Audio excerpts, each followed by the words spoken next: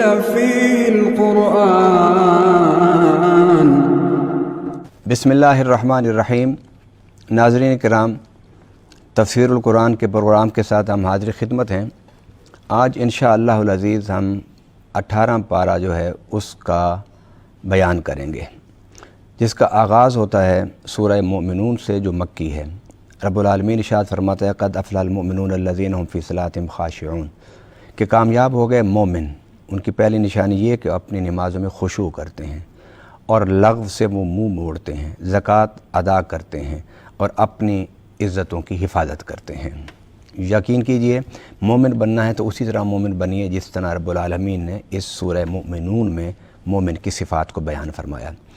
اس کے فوراً بعد رب العالمین نے پھر اسی عقیدہ توحید کو، جس طرح میں نے پہلے بھی گزارش کی کہ مکی صورتوں میں زیادہ تر عقائد پر گفتگو اور ان کی تفاصیل اور ان کے دلائل ہوتے ہیں، اور مدنی صورتوں میں احکامات اور شرائع کا بیان ہوتا ہے. فرمایا ثم انکم یوم القیامت تبعثون، تم یہ سمجھتے ہو کہ ہم اس دنیا کی زندگی کے بعد بالکل نہیں اٹھائے جائیں گے اور آپ سے کوئی حساب و کتاب نہیں ہوگا. ہرگز ایسا نہیں. تمہیں قیامت کے دن اٹھایا جائے گا اور تم سے حساب لیا جائے گا، تم سے پوچھا جائے گا کہ تم دنیا کی زندگی میں کیا کرتے رہے. اور اس کے بعد پھر وہ ایک مضمون ہر پارے میں تقریباً اس کا ذکر ہے، وہ یہ کہ وہ اس بات کو ماننے کے لیے تیار ہی نہیں تھے کہ جو بشر ہوتا ہے وہ نبی ہو سکتا ہے. اور یہ سوال فرعون نے کیا حضرت موسیٰ اور حضرت ہارون علیہ السلام سے. انہوں نے کہا قالوا انؤمن لبشرین مثلنا، کیا ہم ایمان لے آئیں دو بشروں پر جو ہم جیسے ہیں، وقومہما لہا عابدون، اور ہماری قوم ان دونوں کی عبادت کرنے والی بن جائے. یعنی یہ دماغ میں بات پڑی ہوئی تھی کہ بشر کس طرح نبی ہو سکتا ہے. اللہ کے بندوں، اگر بشر نبی نہیں ہوگا تو پھر نبی ہو کون سکتا ہے؟ نبی جو ہوتا ہے وہ ہدایت کے لیے ہوتا ہے، نبی جو ہوتا ہے وہ رہنمائی کے لیے ہوتا ہے، نبی جو ہوتا ہے تزکیے اور تعلیم کے لیے ہوتا ہے. وہ اگر تمہاری بولی نہیں بولے گا، تم جیسا نہیں ہوگا، تم میں سے نہیں ہوگا، تو وہ تم اس سے کس طرح سیکھ سکتے ہو؟ اور اس کو پھر اللہ تعالیٰ نے اسی 18ویں پارے میں اس سورہ مومنون میں رب العالمین نے اس عقدے کو خود ہی وضاحت کرتے فرمایا. نبی پاک صلی اللہ علیہ وسلم کے حوالے سے فرمایا وقالوا لو نزل علی رجل من القریتین عظیم، کہ اگر اللہ تعالیٰ نے نبی بھی بنانا تھا تو مکہ اور طائف میں بڑے بڑے لوگ موجود تھے، رب نے ان کو کیوں نہیں بنایا؟ یہاں رجل کا لفظ ہے، یعنی وہ یہ عقیدہ رکھتے تھے کہ رجل نے ہی بننا ہے، بشر نے ہی نبی بننا ہے. لیکن اعتراض ان کا قرآن نے اس مقام پر واضح کر دیا کہ وہ کہتے تھے کہ کوئی بڑا آدمی ہونا چاہیے نا. اور رب العالمین کی یہ فیصلہ ہے رب کا. رب ہمیشہ اپنے کام کے لیے، اپنے مقاصد کے لیے، اپنی نبوت و رسالت کے لیے، اپنے دین کے لیے ہمیشہ کمزور لوگوں کو منتخب کرتا ہے اور انہیں طاقتور بنا دیتا ہے. اس کے بعد رب العالمین نے پھر ارشاد فرمایا وَهُوَ الَّذِي أَنشَأَ لَكُمُ السَّمْعَ وَالْأَبْصَارَ وَالْأَفْئِدَةَ قَلِيلًا مَا تَشْكُرُونَ. تم کیوں نہیں شکر ادا کرتے کہ ہم نے تمہیں کان دیے، ہم نے تمہیں آنکھیں دی، ہم نے تمہیں دل دیے. جن کے پاس یہ نعمتیں نہیں ہیں ذرا ان سے پوچھ کے دیکھو کہ ان کی کیا حالت ہے، اور تم شاید اس وقت شکر گزار بنو گے جب یہ نعمتیں تم سے چھن جائیں. اس کے بعد رب العالمین نے انسانوں پر، مسلمانوں پر، اپنے بندوں پر ایک رحمت فرمائی. فمن ثقلت موازینہ فاولئک هم المفلحون ومن خفت موازینہ فاولئک الذین خسروا انفسهم فی جہنم خالدون. فرمایا جب میزان پر اعمال تولے جائیں گے، وہاں پر دیکھا جائے گا کہ کون سا پلڑا زیادہ بھاری ہے، اور اگر تمہاری نیکیوں کا پلڑا بھاری ہوگا تو جنت مل جائے گی، اور اگر گناہوں کا پلڑا بھاری ہوگا تو تمہیں جہنم ہوگی. اللہ اکبر. رب کی رحمت دیکھیے کہ جب نیکی کا پلڑا بھاری ہوگا تو برائی کے پلڑے میں برائیاں تو ہوں گی نا، لیکن رب ان کو اس لیے نظر انداز کر دے گا کہ میرے بندے نے زندگی میں نیکیاں زیادہ کی ہیں. اور قرآن کا وہی اصول ان الحسنات یذھبن السیئات، کہ حسنات جو ہیں وہ برائیوں کو، گناہوں کو بہا کے لے جاتی ہیں. آئیے زندگی میں کوشش کیجیے کہ ہم ہر وقت نیکی کریں، تاکہ قیامت کے دن جب ہمارا اعمال کا وزن کیا جائے تو ہمارا نیکی کا پلڑا اتنا بھاری ہو کہ گناہوں کے پلڑے میں ہو ہی کچھ نہ. اب آگے بڑھیے. اس کے بعد رب العالمین نے پھر ارشاد فرمایا افحسبتم انما خلقناکم عبثا وانکم الینا لا ترجعون. پھر اس کے اختتام پر پھر وہی بات کہ کیا تم یہ سوچتے ہو کہ رب نے تمہیں بے مقصد پیدا کیا؟ تمہارا پیدا کرنے کا کوئی مقصد نہیں تھا، بس ایسے تمہیں بھیج دیا دنیا میں کہ جاؤ کھاؤ پیو کھیلو کودو اس کے بعد مر جاؤ؟ ایسا ہرگز نہیں، تم سے پوچھا جائے گا جب تمہیں واپس اللہ کے پاس جاؤ گے۔ اس کے بعد سورہ نور کا آغاز ہوتا ہے جو سورہ مدینہ کی سورت ہے۔ اس میں سب سے پہلے رب العالمین نے زنا کی سزا کو بیان کیا اور فرمایا کہ جو غیر شادی شدہ ہو اگر وہ زنا کرے تو اسے 100 کوڑے مارے جائیں گے۔ اور یاد رکھیے اس کے ساتھ اس حقیقت کو بھی یاد رکھیے، فرمایا اگر کوئی کسی پر جھوٹا الزام لگائے گا اور اس کا الزام سچ ثابت نہیں ہوگا تو فرمایا جو الزام لگانے والا اس کو 80 کوڑے مارے جائیں گے، 80 کوڑے مارے جائیں گے۔ اب آپ اندازہ کیجئے گناہ کرنے والے کو 100 اور غلط الزام لگانے والے کو 80 کوڑے مارے جائیں گے۔ اور اس کی وجہ کیا بیان کی؟ اس کی وجہ بیان کی قرآن پاک میں ان الذین یحبون ان تشیع الفاحشۃ فی الذین آمنوا لہم عذاب علیم فی الدنیا والآخرہ۔ فرمایا کہ تم غلط الزام لگا کے برائی کو اچھالتے ہو، اور یہ برائی کا اچھالنا یہ برائی کو پھیلانے کے مترادف ہے۔ اللہ کو اس بات سے بڑی نفرت ہے کہ انسانی معاشرے میں وہ باتیں کی جائیں، وہ کام کی جائے جس سے برائی پھیلے، اور فرمایا کہ ان کو ایک تو سزا یہ ہے کہ 80 کوڑے ان کو مارے جائیں گے، لیکن یہ یاد رکھیں اس کے بعد بھی ان کے لیے آخرت کا عذاب ہوگا، کیونکہ برائی جو ہے وہ برائی ہے، لیکن برائی کو اچھالنے والا، اس کی اشاعت کرنے والا برائی کرنے والے سے کم مجرم نہیں اللہ کے نزدیک۔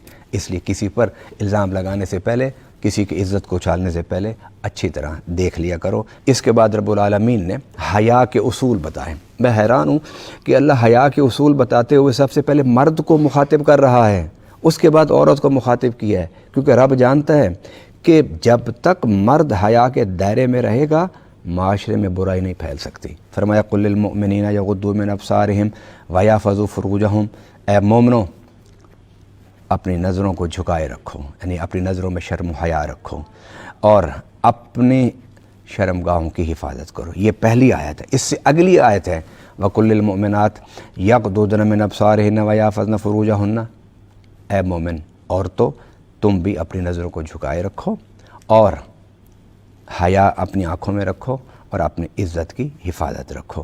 میں قرآن کی ترتیب پر یہ جملہ بول کے جا رہا ہوں کہ پہلے مردوں کو رکھا پھر رب نے عورتوں کو رکھا۔ وہ دونوں کے دائرہ حیا میں رہنا ضروری ہے، تبھی معاشرے میں حیا باقی رہ سکتا ہے، لیکن قرآن نے پہلے مردوں کو مخاطب کر کے ان کی ذمہ داری کو بڑھا دیا ہے۔ اس کے بعد رب العالمین نے فرمایا وَمَن يُطِعِ اللَّهَ وَرَسُولَهُ وَيَخْشَ اللَّهَ وَيَتَّقِهِ فَأُولَٰئِكَ هُمُ الْفَائِزُونَ۔ وہ شخص جو اللہ کی اطاعت کرتا ہے، رسول کی اطاعت کرتا ہے، اللہ کا خوف رکھتا ہے، اللہ کا تقوی اپنے اندر رکھتا ہے، فرمایا وہی لوگ ہیں جو کامیاب ہوں گے قیامت کے دن، یہی کامیاب ہوں گے۔ اطاعت کرنے والے، تقوی رکھنے والے، رب کا خوف رکھنے والے یہ کامیاب ہیں۔ جو اطاعت بھی نہ کریں، رب کا تقوی بھی دل میں نہ رکھیں، وہ اپنی سوچوں کے مطابق کوئی پروگرام بنا کے زندگی اس کے مطابق گزار کے چلے جائیں اور یہ سمجھیں کہ ہم قیامت کے دن کامیاب ہوں گے، ایسا ہرگز نہیں ہے۔ اس صورت میں رب العالمین نے مومنوں کے ساتھ ایک وعدہ کیا، اور وہ کیا ہے؟ وعد اللہ الذین آمنوا وعملوا الصالحات لیستخلفنہم فی الارض۔ فرمایا کہ ہمارا وعدہ ہے کن سے؟ ایمان والوں کے ساتھ۔ ہمارا وعدہ ہے کن سے؟ جو ایمان کے بعد عمل صالح اختیار کرتے ہیں، ہم انہیں اپنی خلافت دیں گے زمین میں۔ اب آپ دیکھیے کہ حضرت آدم علیہ السلام کو خلیفہ بنا کے بھیجا گیا تھا، انی جاعل فی الارض خلیفہ بنا کے بھیجا گیا تھا، لیکن اس کے ساتھ یہ پوٹینشل رکھی ہے انسان کے اندر کہ یہ حکمرانی کر سکتا ہے، یہ رب کی خلافت کے ذمہ داری کو پورا کر سکتا ہے، لیکن اس کو بالقوہ، یہ تو بالقوہ ہو گئی نا صلاحیت کہ انسان کے اندر خلافت اور حکمرانی کی استعداد اللہ نے رکھی ہے، لیکن اس کو بالفعل اگر آپ لانا چاہتے ہیں تو پھر ایمان کی ضرورت ہے۔ اگر بالفعل اپنی خلافت، اللہ کی خلافت کو دنیا میں قائم کرنا چاہتے ہو تو پھر عمل صالح کی ضرورت ہے۔ اب ایمان اور عمل صالح کے بغیر کوئی یہ سمجھے کہ میں رب کی خلافت کی ذمہ داری کو پورا کروں گا، ایسا ہرگز نہیں ہے۔ اس کے بعد رب العالمین نے ایک اصول بیان فرمایا، بلکہ ہمارے ذہن میں وسعت پیدا فرمائی، اور وہ وسعت کیا پیدا فرمائی؟ لیس علیکم جناح ان تاکلوا جمیعا او اشتاتا فاذا دخلتم بیوتا فسلموا علی انفسکم تحیۃ من عند اللہ مبارکۃ طیبہ۔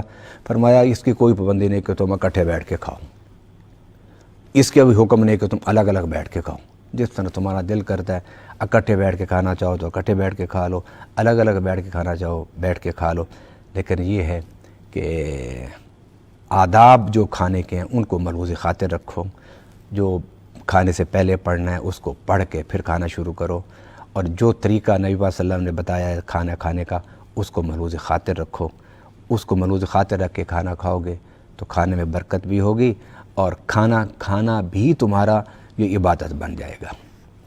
پھر اس سورۃ نور کے اختتام پر فرمایا، نبی کو کبھی بھی ان الفاظوں کے ساتھ نہ بلانا جس طرح تم ایک دوسرے کو بلاتے ہو، نبی کو کبھی بھی ان القابات کے ساتھ نہ بلانا جس طرح تم ایک دوسرے کو بلاتے ہو۔